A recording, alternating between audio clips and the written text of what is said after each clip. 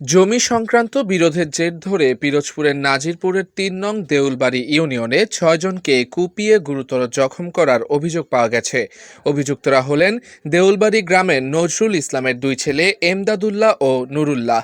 ঘটনাটি ঘটেছে গত বৃহস্পতিবার রাত আনুমানিক ১২টার দিকে উপজেলার দেউলবাড়ি দোবরা ইউনিয়নের দেউলবাড়ি গ্রামের তাজাম্মুল হোসেন দফাদারের বাড়ির সামনের রাস্তায়। স্বজনরা আহতদের উদ্ধার করে চিকিৎসার জন্য উপজেলার স্বাস্থ্য কমপ্লেক্সে নিয়ে গেলে কর্তব্যরত চিকিৎসক গুরুতর অসুস্থ ৫ জনকে খুলনা মেডিকেল কলেজে উন্নত চিকিৎসার জন্য রেফার করেন ও একজনকে নাজিরপুর উপজেলার স্বাস্থ্য কমপ্লেক্সে ভর্তি করা হয়।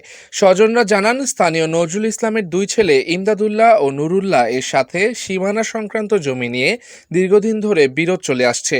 ওই বিরোধ মীমাংসায় একাধিকবার সালিশ বৈঠক হলেও কোনো সুরাহা হয়নি।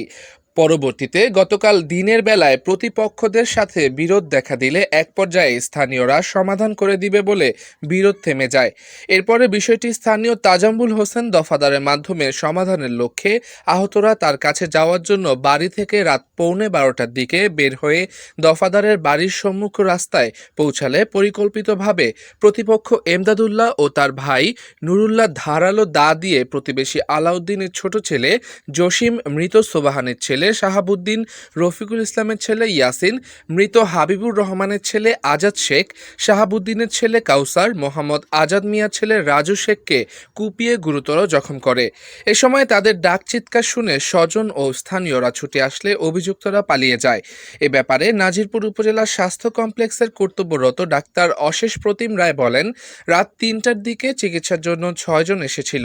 এদের মধ্যে একজন আমাদের এখানে ভর্তি আছে। বাকি ৫ জনের অবস্থা খুবই খারাপ হওয়ায় উন্নত চিকিৎসার জন্য খুলনায় রেফার করেছি।